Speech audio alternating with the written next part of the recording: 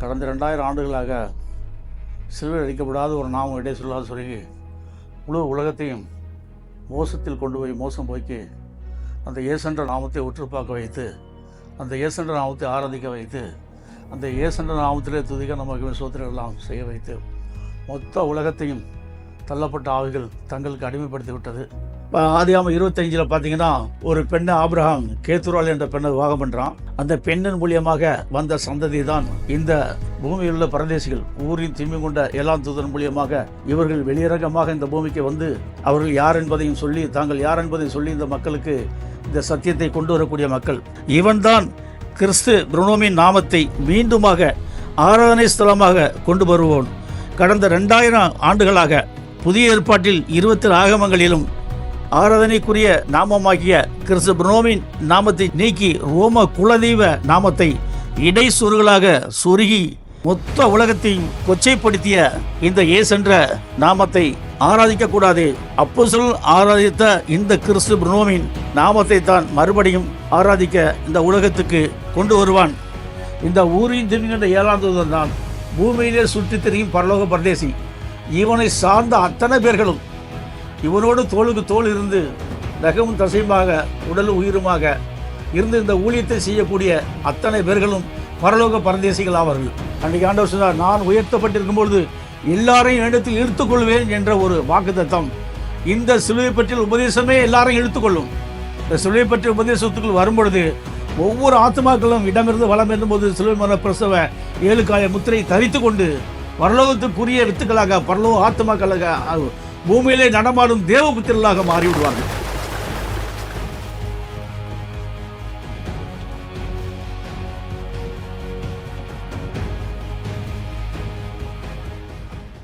வானத்துக்கும் பூமிக்கும் ஆண்டவராகிய கிறிஸ்து புருனோமுடைய நாமத்தில் இந்த செய்தியை இப்பொழுது நான் கொண்டு வருகிறேன்.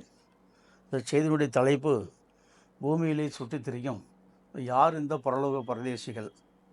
இந்த பரலோக பரதேசிகள் பூமியிலே சுற்றித் திரிந்து என்னென்ன காரியங்களை செய்வார்கள், எப்படி செய்வார்கள்.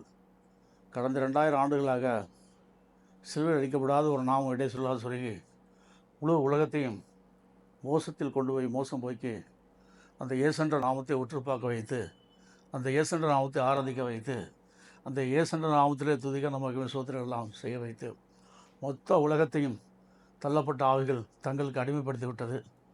இந்த தள்ளப்பட்ட ஆவிகளுக்கு இங்கே வானமண்டலத்திலும் பூமியிலும் இயேசுன்ற நாமத்தை தலைவனாக வைத்து இயேசுவை தலைவனாக வைத்து எல்லா தள்ளப்பட்ட ஆவிகளும் அந்த இயேசுக்கு அடிமைப்பட்டு இயேசுவை ஆராதிக்கின்றன.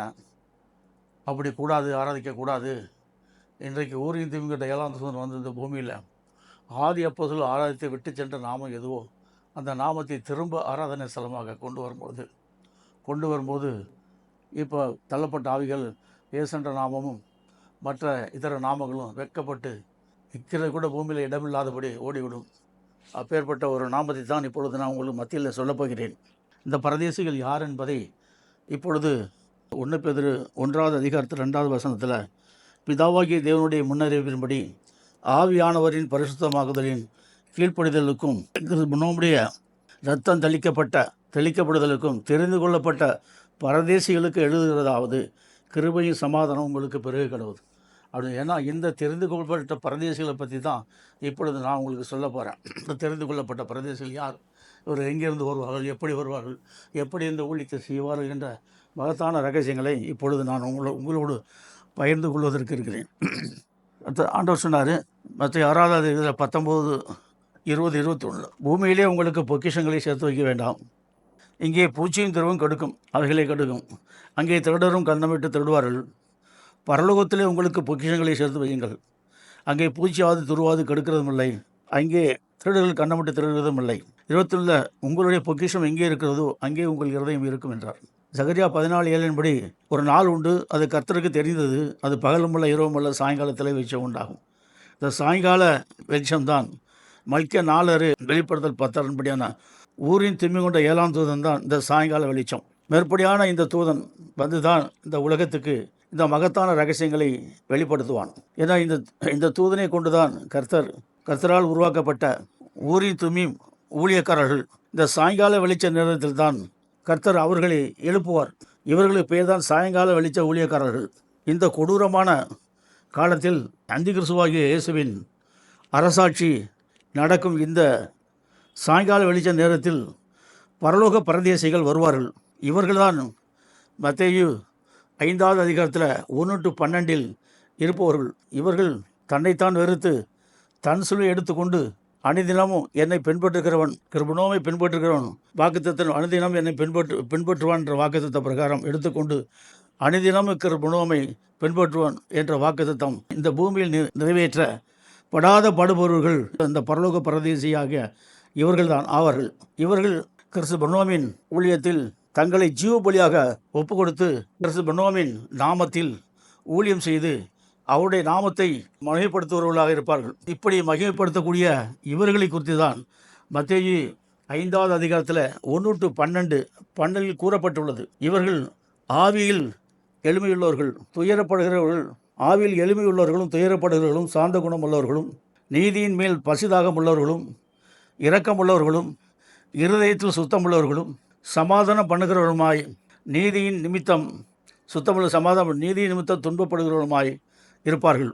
இவர்கள்தான் இந்த பூமியை சுற்றி திரியும் பரலோக பரதேசிகள். பரலோக பரதேசிகள் என்பது இவர்கள் இந்த பூமியிலே என்ன செய்வார்கள், எதை விதைப்பார்கள் என்பதை தான் இப்பொழுது சொல்ல போகிறேன். ஆமென். மேலும் இவர்களை பற்றி கிறிஸ்து பெரும் நேரடியாக கூறியிருக்கிறார். என் நிமித்தம் உங்களை துன்பப்படுத்தி பலவிதமான தீமையான மொழிகளையும் உங்கள் பேரில் பொய்யாய் சொல்வரானால் பாக்கியவான்களாக இருப்பீர்கள் சொன்னார். வசனம் 12 சந்தோஷப்பட்டு களி கூறுங்கள், பரலோகத்தில் உங்கள் பலன் மிகுதியாக இருக்கிறது. உங்களுக்கு முன்னிருந்த தீர்க்க தரிசிகளையும் அப்படியே துன்பப்படுத்தினார்களே. இன்றைக்கு அப்பேற்பட்ட துன்பத்தை கொடுக்க முடியாதபடி அவரே முன்னின்று அவர்களை காப்பாற்றுகிறார். ஆமேன். அப்போஸ்தலர் 1-22 அதிகாரங்களில் முடிய உள்ள அப்போஸ்தலர்கள் தங்களை கொண்டு புதிய ஏற்பாடு 27 ஆகமங்களையும் தேவ ஆவியானவர் அருளி செய்தார். கூடவே பழைய ஏற்பாடு 39 ஆகமம் 66 ஆகமங்களையும் ஒவ்வொரு மனிதர்களின் அவர்களின் லாங்குவேஜில் புத்தகங்களாக பிரிண்ட் செய்து உலகம் புறாவிலும் எல்லாருடைய கரங்களிலும் கிடைக்க செய்தார். இவர் வெளிப்படுத்தல் 1:3 படியானவர்கள் இந்த தீர்க்க தரிசன வசனங்களை வாசிக்கிறவனும் கேட்கிறவனும் பாக்கியவான்கள் என்ற கால சமீபமாக இருக்கிறது. எப்பேற்பட்ட ஒரு வார்த்தைக்குள்ளாக இவர்கள் வந்து இந்த ஊழியத்தை செய்யக்கூடிய ஒரு மகத்தான பரலோக பரதேசிகளாக இவர்கள் வைத்திருக்கிறார். அப்போஸ்தலர் 13-17 1 பேதுரு 1:2 படி எகிப்திலே ஆபிரகாம் பரதேசியாக சுற்றி திரிந்தான். 1 பேதுரு 2 தெரிந்து கொள்ளப்பட்ட பரதேசிகளுக்கு என்று இங்கு சொல்லியிருக்கிறார். ஏன்னா இந்த தெரிந்து கொள்ளப்பட்ட பரதேசிகள் யாருன்னா ஆபிரகாமின் ஆவிக்குரிய வித்துக்கள். இவர்கள் தான் ஆபிரகாமுடைய ஆவிக்குரிய வித்துக்களாகிய சந்ததிகள், வேறு யாரும் கிடையாது. இவர்கள் தான் பரதேசிகள். பிதாவாகிய தேவனின் முன்னறிவிப்பின்படி ஆவியானவரின் பரிசுத்தமாக்குதலினாலே கீழ்ப்படிதலுக்கும் கிறிஸ்து பின்னோமுடைய இரத்தம் தெளிக்கப்பட்ட பரதேசிகள் ஆவார்கள். இரத்தம் தெளிக்கப்படுதலுக்கும் தெரிந்து கொள்ளப்பட்ட பரதேசிகளுக்கு எழுதுகிறதான்று. இந்த பரதேசிகளுக்கு தான் அன்றைக்கு 27 ஆகமங்களிலும் 66 ஆகமும் இந்த பரதேசிகள் கரத்தில் கிடைக்கும் போதுதான் இவர்கள் மூலியமாக தான் அந்த ரகசியத்தை கர்த்தர் கொண்டு வராரு. அந்த பரதேசிகளை அந்த கூட்டத்தை உருவாக்கணும் யார்? கிருபையும் சமாதானமும் உங்களுக்கு உண்டாக கடவுது. இந்த பூமியில் ஆதியாகமம் 12:1-3 படி ஆதியாகமம் 26:1 படியும் ஈசாக்கை ஆசீர்வதித்தார். அதே ஆசீர்வாதம் ஆபிரகாமுக்கு உண்டாயிருந்தது. அதை காட்டிலும் ஆசீர்வாதம் ஈசாக்குக்கும் உண்டாயிருந்தது, பின்வரும் சந்ததிக்கும் உண்டாயிருந்தது. இந்த சந்ததி தான் ஆபிரகாம், ஈசாக்கு இவர்களுடைய சந்ததியில் வந்தவர்கள் தான். ஆதியாகமம் 25:1-6 படி கேத்துரால் எலேசரின் பேத்தியும் கேத்துராலும் ஆகிய பெண்ணை ஆபிரகாம் விவாகம் பண்ணினான். ஆதியாகமம் 25 பார்த்தீங்கன்னா ஒரு பெண்ணை ஆபிரகாம் கேத்துரால் என்ற பெண்ணை விவாகம் பண்ணுறான். அந்த பெண்ணின் மூலியமாக வந்த சந்ததி தான் இந்த பூமியில் உள்ள பரதேசிகள். ஊரின் திம்மி கொண்ட ஏழாம் தூதன் மூலியமாக இவர்கள் வெளியரங்கமாக இந்த பூமிக்கு வந்து அவர்கள் யார் என்பதையும் சொல்லி தாங்கள் யார் என்பதையும் சொல்லி இந்த மக்களுக்கு இந்த சத்தியத்தை கொண்டு வரக்கூடிய மக்கள் இவர்கள் தான். இவர்கள் எங்கிருந்து வருவார்கள் என்று பார்த்தால் ஆதியாகமம் 25:1-5 படி ஆபிரகாமுக்கு கேத்துரால் பெற்ற பிள்ளைகள் பார்த்தீங்கன்னா 1 யக்ஷான், மேதான், மீதியான், இஸ்பாத், சூவா. ஆபிரகாம் மேற்படியான தன்னுடைய குமாரர்களுக்கு நன்கொடைகளை கொடுத்து கீழ்த்திசையாகிய கிழக்கு தேசத்திற்கு அனுப்பிவிட்டான். இவர்கள் கிழக்கு தேசம் வந்து இந்தியாவிற்குள் வந்து அங்கு வாழ்ந்தார்கள். இவர்களில் வாழ்ந்தவர்கள் தான் இந்த சந்ததியில் வந்தவன் தான் ஊரின் தும்பியும் கொண்ட 7ஆம் தூதன் ஆவான். இந்த ஊரின் தும்பியும் கொண்ட 7ஆம் தூதன் ஆபிரகாமின் வித்திலும் கேத்துராலின் சந்ததியிலும் வந்தவன் தான் இந்த ஊரின் தும்பியும் கொண்ட 7ஆம் தூதன். இந்த தூதன் இந்த கேத்துராலின் எலேசரின் பேத்தியாவாள். ஆகவேதான் இந்த தூதனை குறித்து வெளிப்படுத்தல் 16, மல்கியா 4:6, வெளிப்படுத்தல் 2:17, வெளிப்படுத்தல் 3:14 லவுதிக்கா சபையின் தூதன் இந்த 7ஆம் தூதன் தான். வெளிப்படுத்தல் 11:15 முடிய 7ஆம் தூதன் எக்காலம் ஊதினான். உபாகமம் 15:18, மத்தேயு 11:27, 1 யோவான் 2:27, எஸ்றா 2:23, நெகேமியா 7:65. இந்த சாயங்கால வெளிச்ச நேரத்தில் சகரியா 14:7 படி வந்தவன் தான் இந்த ஊரின் தும்மி கொண்ட 7ஆம் தூதன் ஆவான். இவன்தான் கிறிஸ்து பிரணோமின் நாமத்தை மீண்டுமாக ஆராதனை ஸ்தலமாக கொண்டு வருவோன். கடந்த 2000 ஆண்டுகளாக புதிய ஏற்பாட்டில் 20 ஆகமங்களிலும் ஆராதனைக்குரிய நாமமாகிய கிறிஸ்து பிரணோமின் நாமத்தை நீக்கி ரோம குலதெய்வ நாமத்தை இடைச்சொருகளாக சொருகி இந்த சிலுவையில் அடிக்கப்படாத இயேசு என்ற நாமத்தை புதிய ஏற்பாடாகிய 20 ஆகமங்களிலும் இடைச்சொல்லா சொருகி இந்த இயேசுவை கிறிஸ்து என்று ஆராதிக்க வைத்து மொத்த உலகத்தையும் கொச்சைப்படுத்திய இந்த இயேசு என்ற நாமத்தை ஆராதிக்க கூடாது. அப்போஸ்தலர்கள் ஆராதித்த இந்த கிறிஸ்து பிரணோமின் நாமத்தை தான் மறுபடியும் ஆராதிக்க இந்த உலகத்துக்கு கொண்டு வருவான். இந்த கிறிஸ்து பிரணோம் என்ற நாமத்தை மறுபடியும் இந்த உலகத்துக்கு ஆராதனை ஸ்தலமாக கொண்டு வருவன் தான் இந்த ஊரின் தும்மியும் கொண்ட 7ஆம் தூதன் ஆவான். இவன் தான் பூமியிலே சுற்றித் திரியும் பரலோக பரதேசி ஆனவன். இந்த ஊரின் தும்மியும் கொண்ட 7ஆம் தூதன் தான் பூமியிலே சுற்றித் திரியும் பரலோக பரதேசி. இவனை சார்ந்த அத்தனை பேர்களும் இவனோடு தோளுக்கு தோல் இருந்து நகமும் தசையுமாக உடலும் உயிருமாக இருந்து இந்த ஊழியத்தை செய்யக்கூடிய அத்தனை பேர்களும் பரலோக பரதேசிகள் ஆவார்கள். இவர்களுக்கு பரலோக பரதேசி என்று தேவனே பட்டம் கொடுக்கிறார். ஏனென்றால் இந்த ஊழியம் அவ்வளோ பெரிய கடினம். அப்போஸ்தலர்கள் செய்த ஊழியத்தை காட்டிலும் மிகப்பெரிய மகத்தான கனம் பொருந்திய ஊழியம். அப்போஸ்தலர்கள் என்னென்ன பாடுகள் அனுபவித்தார்களோ அந்த பாடுகளை காட்டிலும் 1000 மடங்கு பாடுகளை இவர்கள் அனுபவிக்கக்கூடிய ஒரு நேரம் வந்தாலும் இவர்களுக்கு இந்த பட்டத்தை பரலோக பரதேசிகள் என்ற பெரிய ஒரு பட்டத்தை கொடுத்திருக்கிறார். இவனை சுற்றியுள்ள அத்தனை பேர்களுக்கும் பரலோக பரதேசிகள் ஆவார்கள். ஆபிரகாமுக்கு உண்டான ஆசீர்வாதங்கள் ஆதியாகமத்தில் 1, 2, 3. ஆபிரகாமுக்கு உண்டான ஆசீர்வாதங்கள் ஆதியாகமம் 12, 1, 2, 3. கர்த்தர் ஆபிரகாமை நோக்கி நீ உன் தேசத்தையும் உன் இனத்தையும் உன் தகப்புடைய வீட்டையும் விட்டு புறப்பட்டு நான் உனக்கு காண்பிக்கும் தேசத்துக்கு போ. நான் உன்னை பெரிய ஜாதியாக்கி ஆசீர்வதித்து உன்னை பேரை பெருமைப்படுத்துவேன். உன் பேரை நீ ஆசீர்வாதமாய் இருப்பாய்.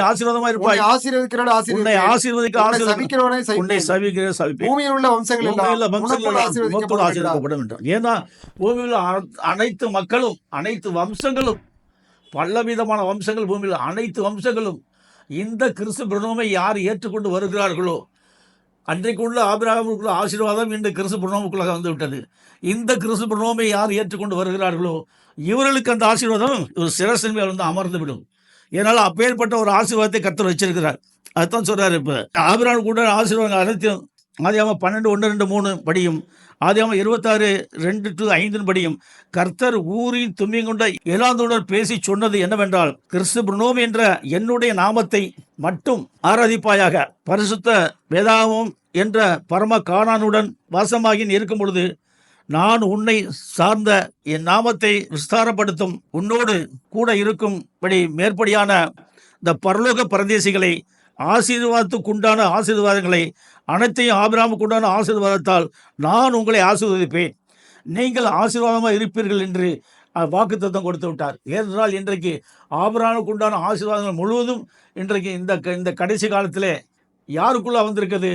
இன்றைக்கு சிலுவையில் அடிக்கப்படாத ஒரு நாமத்தை ஆராதிக்கிற இந்த நேரத்தில் இந்த பொல்லாத உலகத்துக்குள்ளேயே மீண்டுமாக இதோ ஆட்டுக்குட்டியை உங்களுக்குள் அனுப்புகிறேன், ஆட்டுக்குட்டியை ஓநாய்களுக்கு அனுப்புகிறேன் என்ற ஒரு சத்தியத்தின்படி இன்றைக்கு என்ன சொன்ன உணவை ஆராதிக்கக்கூடிய இந்த ஒரு பரலோக பரதேசிகளாகிய இவர்களை இந்த பூமியில எழுப்பிவிட்டு இந்த மக்களுக்கு பரலோக பரதேசிகள் என்ற பெரிய ஒரு ஆசீர்வாதத்தை கொடுத்திருக்கிறார். வாக்குத்தத்தம் என்ற ஆசீர்வாதம் ஆதியாகமம் 26:12 படி ஈசாக்கு அந்த தேசத்திலே விதைத்தான். அவனை ஆசீர்வாதத்தினால் அந்த வருடத்தில் 100 மடங்கு பலனடைந்தான். இன்றைக்கு ஈசாக்கு அந்த தேசத்திலே 100 மடங்கு பலன் தான் சொல்லும். ஆனால் இன்றைக்கு ஊரின் தும்மி கொண்ட 7ஆம் தூதன் இந்த உலகமாகிய இந்த தேசத்தில் கிறிஸ்து பிரணோம் என்ற நாமமாகிய சத்தியத்தை விதைத்தான். இந்த தூதனும் 100 மடங்கு ஈசாக்கை காட்டிலும் 100 மடங்கு ஆசீர்வாதம் பலனடைவான் என்று அவர் நமக்கு வாக்குத்தத்தம் கொடுத்திருக்கிறார். இந்த ஊரின் தும்மியும் கொண்ட ஊழியத்தில் விதைக்கப்படும் விதைகள் சிலுவை பற்றிய 7 உபதேசம்தான் விதைகள். இந்த ஊரின் தும்மி கொண்ட 7வது விதைக்கப்படும் விதைகள் எது என்றால் சிலுவை பற்றிய 7 உபதேசங்கள் தான் விதைகள். இந்த விதைகள் ஆராதனைக்குரிய நாமமாகிய பிரணோம் என்ற நாமத்தில் மறைந்திருக்கும் சிலுவை பற்றிய 7 உபதேசங்களாகிய விதைகளை இந்த உலகத்தில் விதைக்கும் போது, சிலுவை பற்றிய 7 உபதேசங்களாக விதைகளை இந்த உலகத்தில் விதைக்கும் பொழுது அதை கேட்கக்கூடிய மக்கள் அனைவருக்கும் ஒரு மகத்தான பெரிய ஒரு பாக்கியத்தை கர்த்தர் வைத்திருக்கிறார். அதை பார்த்தால் இந்த சிலுவை பற்றிய உபதேசத்தில் 1வது உபதேசம் என்ன என்று பார்க்கும்போது, அந்த சிலுவை பற்றிய உபதேசம் பிரணோம் என்ற நாமத்துக்குள்ளாக மறைந்திருக்கிறது. இதோ அவன் தாய் அவனை பாவத்தில் கர்ப்பம் தரித்தால் அவன் துர்க்குணத்தில் உருவானான். 2வது உபதேசத்தை பார்த்தீங்கன்னா, பகையை சிலுவையில் கொன்று சமாதானத்தை நித்திய சுவிசேஷமாக அறிவிப்பான். 3வது உபதேசத்தை பார்த்தீங்கன்னா, மரணத்தை ஜெயமாக விழுங்கி மரணமே உன் கூரெங்கே, பாதாளமே உன் ஜெயம் எங்கே என்பவன். 4வது சிலுவை பெற்ற உபதேசமாய் விதை எதென்றால், தானும் உயிர்த்தெழுந்து மணவாட்டியை தன்னகத்தை உயிர்த்தெழ வைப்பவன். இது 4வது சிலுவை பற்றிய உபதேசமாகவும் விதையாகவும் இருக்கிறது. இப்பொழுது 5வது விதை, கிறிஸ்து பிரணோமின் சிங்காசனத்தை பூமியில் ஸ்தாபித்து 1000 வருஷ அரசாட்சி புரிப்பவன். இது 5வது விதையாக இருக்கிறது. 6வது விதை, தானும் மகிமையின் சரீரத்தில் பிரவேசித்து மணவாட்டியை மகிமையின் சரீரத்தில் பிரவேசிக்க வைப்பவன். 7வது விதை, மணவாட்டியை கிரீடமாக சூடி நித்திய அரசாட்சி புரிப்பவன். இப்படியாக 7 விதமான விதைகளை இந்த பூமியில் ஊரின் தீங்கொண்ட 7ஆம் தூதன் விதைத்து அனைத்து மக்களுக்கும் கிறிஸ்து பிரணோம் என்ற நாமத்தை ஆராதனை ஸ்தலமாக கொண்டு வரும்போது, அந்த பிரணோம் என்ற நாமத்துக்குள்ளாக இருக்கக்கூடிய சிலுவை பற்றிய 7 உபதேசங்கள், அந்த சிலுவை பற்றிய 7 உபதேசங்களும் ஒவ்வொருடைய 1வது உபதேசம் 1, 2, 3, 4, 5, 6, 7 உபதேசங்களும் என்ன என்பதை ஒவ்வொரு ஆத்மாக்களும் தெரிந்து கொண்டு அறிந்து கொண்டு அந்த பிரணோமுடைய நாமத்தை ஆராதிக்க அவர்களுக்கு தானும் ஆராதித்து இந்த நாமத்தில் உள்ள மகத்துவங்களை தானும் கண்டு கொண்டு மற்றவர்களுக்கு சொல்லி இந்த பூமி முழுவதும் இந்த உபதேசத்தால் நிரப்பி இந்த பூமியில் அனைத்து மக்களும் ஒருவரும் கெட்டும்போது நமக்கு சித்தமல்ல, எல்லாரும் ரட்சிக்கப்பட வேண்டும் என்பதே சித்தம் என்ற அந்த ஒரு மகத்தான காரியத்தை இந்த பூமியிலே கொண்டு வந்து பூமியில் அனைத்து மக்களையும் ஆராதனமாக கொண்டு வரக்கூடிய ஒரு பெரிய ஒரு மகத்தான காரியம். இவர்கள்தான் பூமியிலே சுற்றி திரியும் பரலோக பரதேசிகள். இவர்கள் மூலியமாக தான் இந்த சத்தியம் இந்த பூமிக்கு வந்து உலக தோற்றமில் அடிக்கப்பட்ட ஆட்டுக்குடைய ஜீவ புஸ்தகத்தில் பேர் எழுதப்பட்ட அத்தனை பேர்களையும் இழுத்துக்கொள்வார்கள். அன்றைக்கு ஆண்டவர் சொன்னார், நான் உயர்த்தப்பட்டிருக்கும் பொழுது எல்லாரையும் இடத்தில் இழுத்துக்கொள்வேன் என்ற ஒரு வாக்குத்தத்தம் இந்த சிலுவை பற்றிய உபதேசமே எல்லாரையும் இழுத்துக்கொள்ளும். இந்த சிலுவை பற்றிய உபதேசத்துக்குள் வரும்பொழுது ஒவ்வொரு ஆத்மாக்களும் இடமிருந்து வளம் இருக்கும்போது சிலுவை மர பிரசவ 7 காய முத்திரை தரித்து கொண்டு பரலோகத்துக்குரிய வித்துக்களாக பரலோக ஆத்மாக்களாக பூமியிலே நடமாடும் தேவபுத்திரர்களாக மாறிவிடுவார்கள். இதுதான் இந்த சத்தியத்தில் இருக்கக்கூடிய ஒரு மகத்தான பெரிய ஒரு பாக்கியமாக நம்மளுக்கு கொடுத்துருவா. இந்த பாக்கியத்தை பெற்றுக்கொண்ட மக்கள் பூமியிலே பரதேசிகளாக சுற்றி திரிந்து என்ன 1 பேதுரு 1வது அதிகாரத்தில் 2வது வசனத்தில் சொல்லப்பட்ட பிறகு அநேக வசனங்கள் சொல்லப்பட்டிருக்குது. ஏன்னு சொன்னால் இந்த சத்தியத்தை சுமந்து கொண்டு இந்த நாமத்தை ஆராதனை ஸ்தலமாகும் அந்த ஆராதனை ஸ்தலத்துக்குள்ளே இருக்கக்கூடிய 7 எழுத்துக்களிலும் சிலுவை பற்றிய உபதேசத்தை தெரிந்து கொண்டு இந்த பூமியில் மக்களுக்கெல்லாம் சத்தியத்தை சொல்லி ஆத்ம ஆதாயம் செய்ய இவர்களை பரலோக வித்துக்களாக மாற்றக்கூடிய ஒரு மகத்தான கிருபை இவர்களுக்கு தான் இந்த காலத்தில் கொடுக்கப்பட்டிருக்கு. ரொம்ப ஜாக்கிரதை உள்ளவர்களாக இந்த சத்தியத்தை கொண்டு போய் மற்றவர்களுக்கு விதைப்போம். கேட்ட சத்தியத்தின்படி கர்த்தர் உங்களை ஆசீர்வதிப்பாராக. வானத்துக்கும் பூமிக்கும் ஆண்டவராகிய உங்களுடைய நாமத்தில் உங்களை வாழ்த்தி ஆசீர்வதிக்கிறேன். ஆமென்.